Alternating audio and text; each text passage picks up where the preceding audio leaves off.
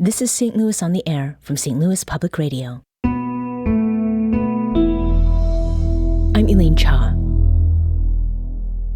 Over the last month, Muslims across the world have observed the holy month of Ramadan with fasting, gatherings for meals, community prayer, and intentional giving.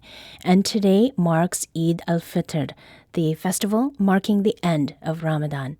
St. Louis on the Air producer Ulaa Kuziez spoke with a range of St. Louis area Muslims about the way they've experienced Ramadan this year. Here's Ulaa from earlier this week when people were being called to prayer.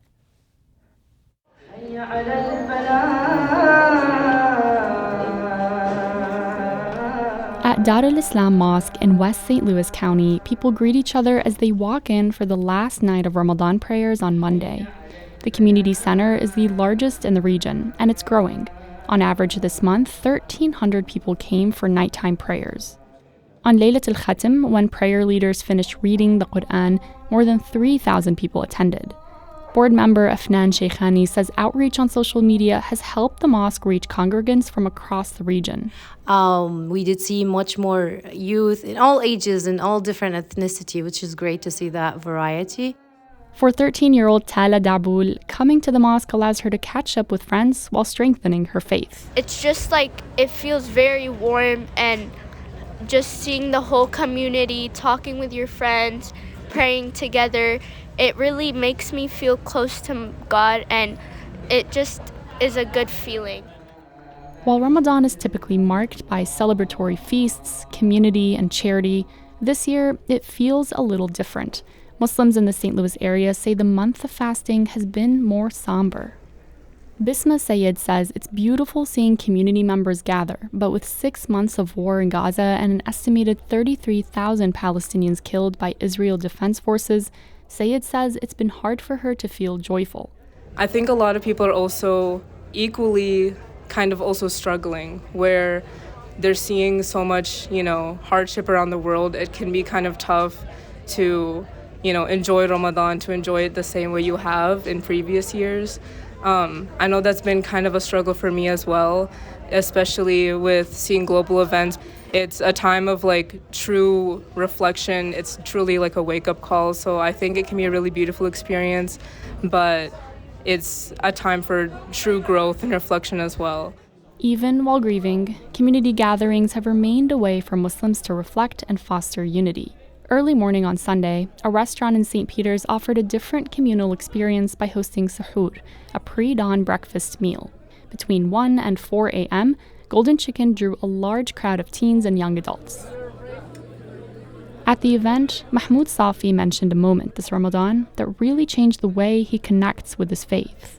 Because I was standing at the mosque praying, and while I was praying, I noticed that there were 2 kids in wheelchairs, and just me praying behind them at the mosque made me extremely, extremely emotional within my prayer, because I take things such as walking for granted every single day. So for me to be there praying, even though I wasn't at the mosque every single day this month, the fact that they were there gave me an excuse to continue to go and achieve that spirituality within me and my God.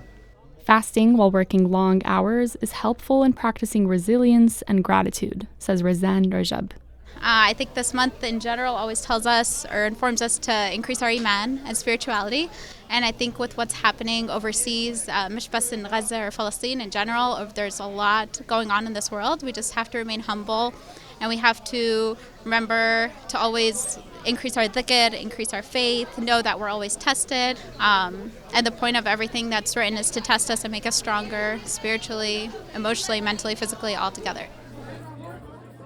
Back at Daar Ul-Islam Mosque, Mubina Sharif cleans the kitchen after another day of feeding more than 600 people. It's hard work, she says, but it's rewarding. I love it. This is my passion to work in the house of Allah. That's the only motivation which makes me come here every Ramadan, and I pray that I stay healthy the whole 30 days and put the whole 100% of my life in this place. I love it. I never complain. Sharif has been serving the community free meals for more than 35 years, but not everyone has been at the mosque this long. Caleb Summers is celebrating his first Ramadan this month. He converted to Islam in December. It's a strong brotherhood And it's nice I noticed that no one makes strangers here. Everyone is saying salam alaikum. It's almost as if you're not supposed to make strangers here. And I like that aspect, because outside in the regular world, people walk past each other and don't say anything to each other at all. And it's actually taught me to take that into the real world, and now I speak to complete strangers. So trying to take the spirit that we bring in the masjid and bring it out into the world. Today, Somber celebrates his first Eid al-Fitr with members of his newfound community, a community that continues to grow in St. Louis. That was St. Louis on the Air producer Ulaa Kuziez. To hear more voices and perspectives about how area Muslims have experienced Ramadan this year, and to see photos too, check out our reel by visiting @STL On Air on Instagram. And to those who celebrated, Eid Mubarak.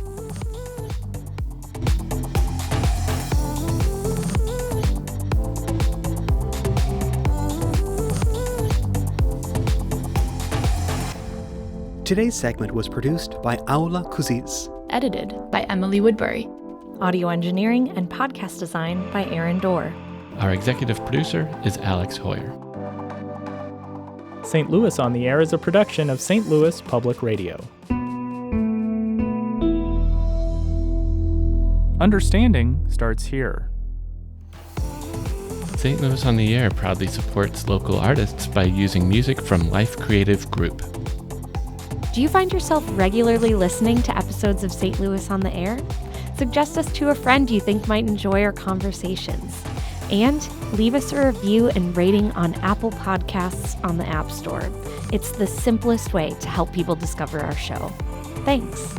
St. Louis Public Radio is a member-supported service of the University of Missouri St. Louis.